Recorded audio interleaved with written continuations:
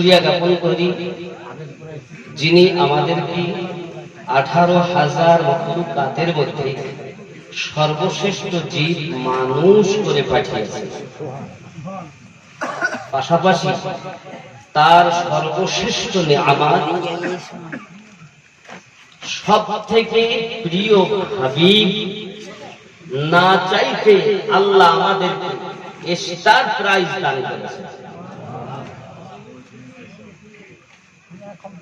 এজন্য শুকরিয়া আল্লাহ পাকের। উচ্চ রবে উচ্চ কণ্ঠে দিল দিয়ে আওয়াজ করুন আলহামদুলিল্লাহ। পরে পরে নবী কওম মাকা রাহমাতাল লিল আলামিন, উম্মতের গম খাওয়া মদিনার তাজদার, নবীদের সরদার, নবী আপনার ও আমার, যিনি রাত ও দিনের নবী, হাওয়া ও পানির নবী, এক কথায় 18,000 মখলুকাতের নবী, 80,000 আলমের নবী। স্বয়ং আল্লাহ বলেন আমারও নবী আহমদে মুজতাবা মুহাম্মাদুর রাসূলুল্লাহ সাল্লাল্লাহু আলাইহি ওয়াসাল্লামের প্রতি কোটি কোটি দরুদ বৃষ্টির ন্যায় বর্ষিত হোক। সবাই বলি আল্লাহুম্মা আমিন।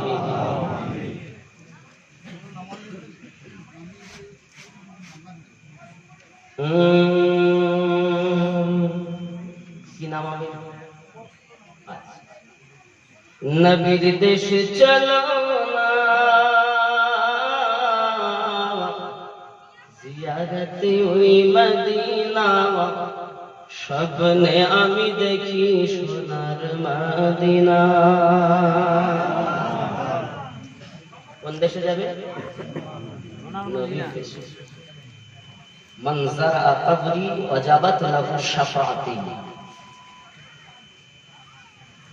जिसने मेरे रौज़ा अक़दस की ज़ियारत की उसके लिए मेरी शफाअत वाजिब हो गई। যে ব্যক্তি আমি নবী পাকের রওজা জিয়ারত করলো তার জন্য আমি রাসূলের শাফায়াত ওয়াজিব হয়ে যায়। রওজা দেখার পর যদি এই প্রাইজ হয় তো যারা রাসূলের পাককে দেখেছেন তাদের কি অবস্থা? আর নবীকে দেখতে গেলে একটি আমল বেশি করতে হবে, সেটি হলো বেশি বেশি দরুদ। যে যত বেশি দরুদ পড়বে একদিন আপনার ভাঙা ঘরে দয়াল নবী এসে দেখা দেবে।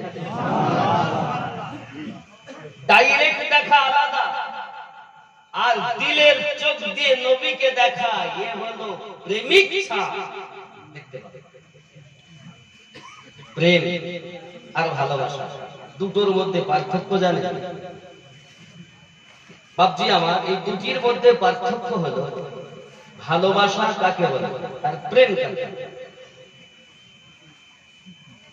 আমি মিষ্টি ভালোবাসি। কি ভালোবাসি? মিষ্টি। মিষ্টি নেই তাই বলে কি চা বিস্কিট খাবো না? তো নাই যখন চা বিস্কুট দেন।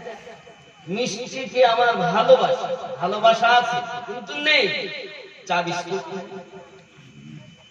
আর প্রেম তার নাম। মিষ্টিকে আমি প্রেম করি, যত সময় আমি মিষ্টি না পাবো পানিও মুখে দেব না। তো নবীকে ভালোবাসে 72 দল, আর নবীকে প্রেম করে জান্নাতি যেটি একটি দল।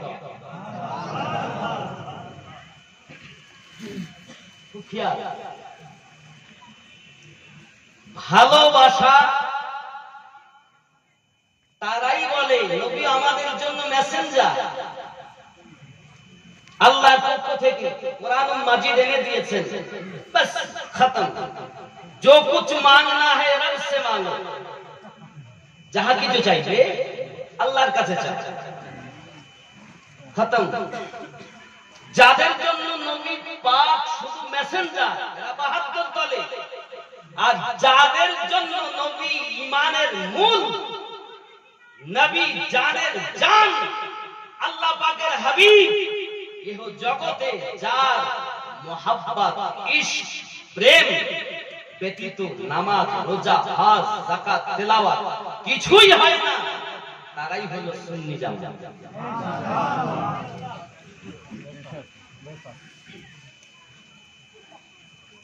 আমাদের জন্য নবী মেসেঞ্জার নন,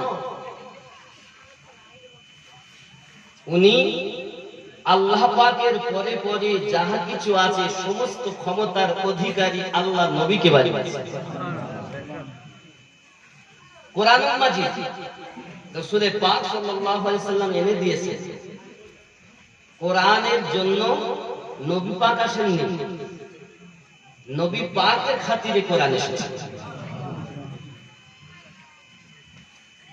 कुरान नबी के लिए नहीं, समझ ভালো করে বোঝার চেষ্টা করব। কোরআনের জন্য নবী নন, নবী পাকের জন্য কোরআন, ঠিক কি না? আমরা এসেছি কোরআন মোতাবেক জীবন যাপন করতে, এটাই তো পার্থক্য। আসুন, আমি একজন মানুষ, আপনারা অনেক দূর দূরান্ত, এখান থেকে 55 কিলোমিটার দূর থেকে এসেছেন আমাকে দেখার জন্য, কথা বলার বা শোনার জন্য। অনেকে এমন এসেছেন গাড়ি রিজার্ভ করে এসেছেন, কি আছে আমার মধ্যে? প্রচার করেছে এলাকাবাসী, বিশালপুরের গ্রামবাসী, আপনারা এসেছেন নাকি গো? কিন্তু আমাদের নবী পাক যখন মিয়ারাজে গেলেন, আল্লাহ পাক কিভাবে প্রচার করেছেন? নবীরা তো মরেই গেছে, কোনো ক্ষমতা নাই, নাউজুবিল্লাহ বলেন। তারা এক স্থান থেকে আরেক স্থান যেতে পারে না, আপনারা বলেন বাবা, আজ আমাকে দেখেছেন বিশালপুরের মানুষের জন্য, আর সেই দিন কিভাবে প্রচার হয়েছিল এটাই হলো এই কলবের মধ্যে যে প্রেমটুকু আছে, যে আলোটুকু আছে, আলোর মাধ্যমে তারা দেখেছে। আসুন, এই আলো সম্পর্কে আমি আজকে আপনাদের বলবো, কারণ সমস্ত দল বলছে আমরা সুন্নি জামাত, আর আমাদের দলে এই জান্নাত পাবো। খুব খেয়াল করবেন বাবা, আপনারা কেউ অসৎ নন। এই জালসা আজকে জীবনের শেষ জালসা হতে পারে। আমিনুদ্দিন দলিল নয়, দলিল হলো কোরআন, হাদিস, ইজমা, কিয়াস, শরীয়তের দলিল চারটা। খুব খেয়াল। এখন আমাকে চিনেছেন আমিনুদ্দিন, দুটি হাত, দুটি পা, দুটি চোখ, মাথা, নাক, কান, পেট, পিঠ, আমিনুদ্দিন। আমিনুদ্দিন এ দুটির নাম, এ দুটি পা, এ দুটি চোখ, মানে এ দুটি কান, আমিনুদ্দিন। এটার নাম কি? এটা এটা এটার নাম পড, এটার নাম স্টান। তাহলে পড, স্টান, বক্স, ওটা ওই মেশিন, সেটা সেই মেশিন। মাইক আমিনুদ্দিন বাবজি আমার, দুনিয়ায় সব 72টি দল লেগেছে একটার পিছনে শেষ করার জন্য। খুব খেয়াল করবেন মানুষ, আমার গাউসে ওয়াহাদি রাহমাতুল্লাহ আলাইহি বললেন, মানুষ যেদিন মানুষ হবে সেদিন মানুষ খোদা পাবে, নইলে পশু হয়ে মারা যাবে। ইহা কোরআনে শোনা যায়। দয়াল খোদা তুমি কে, কে জানে গো তোমার পরিচয়। মানুষ, আমরা কি মানুষ নই? আমরা কি মানুষ নই? মানুষ। আমরাও ইনকাম করি, খাই, পেশাব পায়খানা করি, পশুরাও মেহনত করে খায়, পেশাব পায়খানা করে, ওরাও ঘুমায়, আমরাও ঘুমাই। তো এই মানুষ শ্রেষ্ঠ কেন? মানুষ যদি মানুষ না হয় তো পশু। খেয়াল করবেন, আমার আল্লাহ পাক আল্লাহ তাআলা যখন আদম আলাইহিস সালামকে নিজ সূরাতে নিজ হাতে সৃষ্টি করলেন, তৈরি করলেন, আল্লাহ কাকে?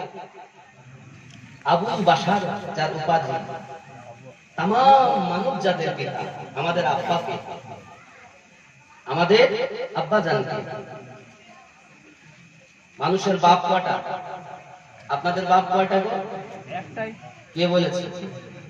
6টা বাপ, 6টা। একটা বাপ যদি আপনি অস্বীকার করেন, আপনার ঈমান মজবুত হবে।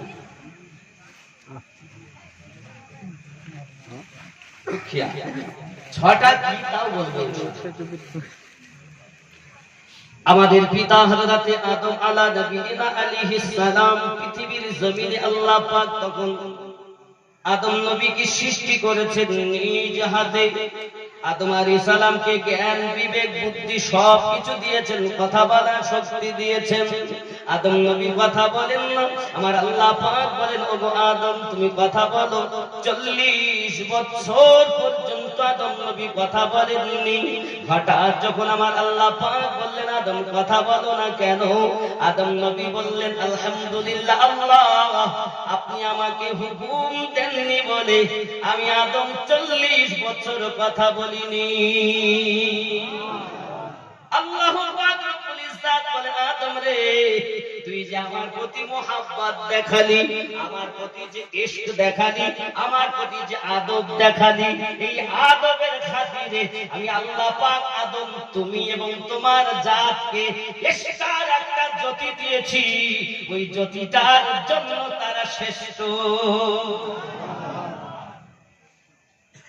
ওই জ্যোতিটা এই আদবের জন্য হুকুম দেয়নি, তাই আল্লাহ পাক দান করেছে। আর এইটুকুর জন্য মানুষ শ্রেষ্ঠ। আদব তো আমরা তো সেই আদবের সন্তান।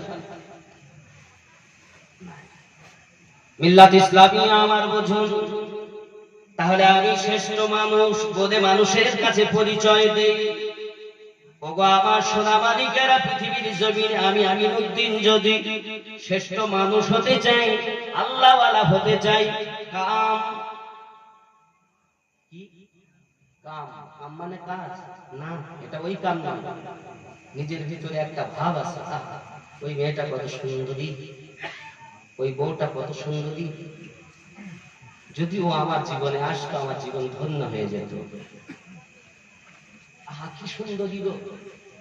এই কাম যদি আপনার ভিতর থেকে দূরীভূত না হয়, ক্রোধ, রাগ যদি আপনার ভিতর থেকে দূরে না যায়, কাম, ক্রোধ, লোভ, ওরা একতলা ঘর বানিয়েছে, আমি বানাতে পারিনি। ওরা 2 তালা করেছে, আমি করতে পারিনি। ওরা 4 চাকা গাড়ি কিনেছে, আমি কিনতে পারিনি। ওরা জমি কিনেছে, আমি কিনতে পারিনি। এই যে লোভ, খেয়াল করবেন আমার কথা আব্বা, আমার কাম, ক্রোধ, লোভ, মোহ, মায়া, সন্তানের প্রতি মায়া, বিবির প্রতি মায়া, মা বাপের প্রতি মায়া, আত্মীয়র প্রতি মায়া, গ্রামবাসীর প্রতি মায়া, আত্মীয় স্বজন, এলাকার দূরান্তর মানুষের প্রতি ভালোবাসা, মায়া, এই মোহ যদি দূর না করা যায়, আমার নবী পাক বলেন, ভালোবাসো সবকে, প্রেম করো আমাকে। স্ত্রীর সঙ্গে যদি আপনার ভালোবাসা না থাকে, সংসার হবে? সন্তানকে যদি আপনি ভালোবাসা না করেন, তাহলে আপনার সংসার হবে? সন্তানকে ভালোবাসা যায়, নবীকে ভালোবাসা যায় না।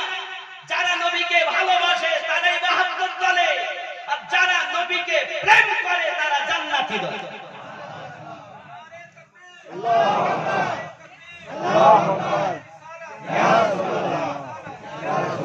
इसीलिए तो कहा गया है, এই জন্যই তো বলা হয়েছে, লা ইউমিনু আহাদুকুম হাত্তা আকুনা আহাব্বা ইলাইহি মিন ওয়ালিদিহি ওয়া ওয়ালাদিহি ওয়ান নাসি আজমাইন।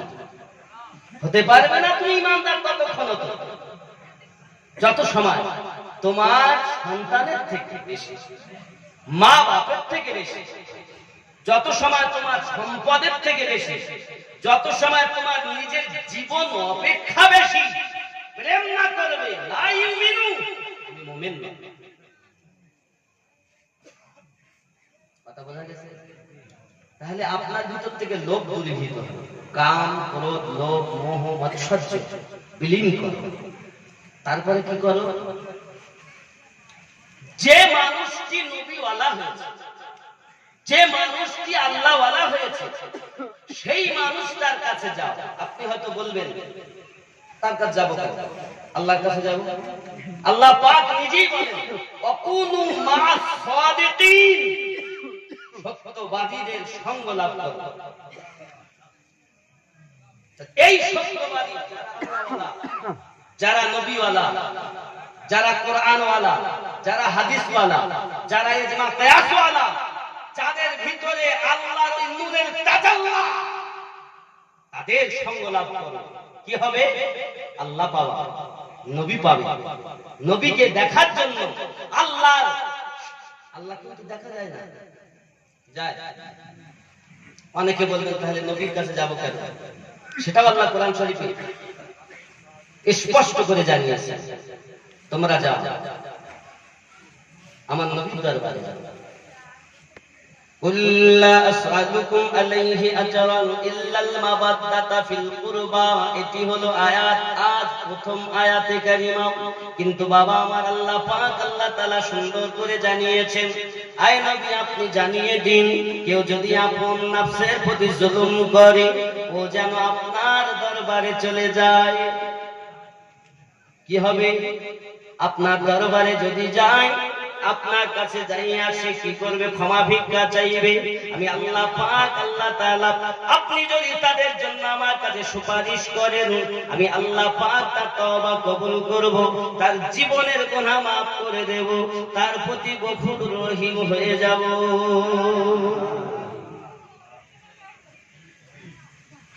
কেউ যদি আপনার নফসের প্রতি জুলুম করে, নফসের প্রতি জুলুম বলতে আব্বাজি আমার সূরা নিসা আয়াত নাম্বার 64 আল্লাহ কথা বলেছেন, কেউ যদি নিজের নফসের প্রতি জুলুম করে তাহলে ও যেন আপনার দরবারে চলে যায়।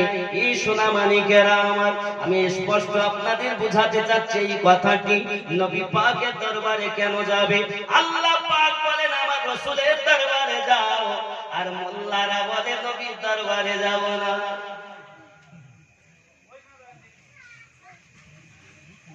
আল্লাহ পাক বলছেন সূরা নিসা আয়াত 64।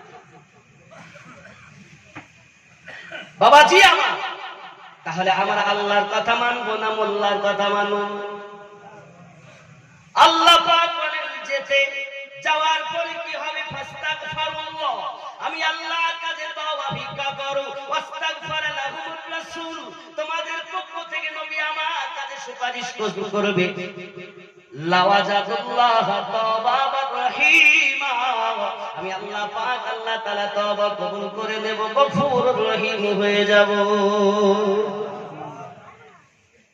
আমার সোনা মানিকেরা, আমি আপনাদের বোঝাতে চাই, এই জন্য তো বলা হয়েছে जो है महबूब रब अपनी उनसे है सब, जो है महबूब रब अपनी उनसे है सब, बख्शवाने खता मैं मदीने चला फिर करम हो गया मैं मदीने चला, झूमता झूमता मैं मदीने चला,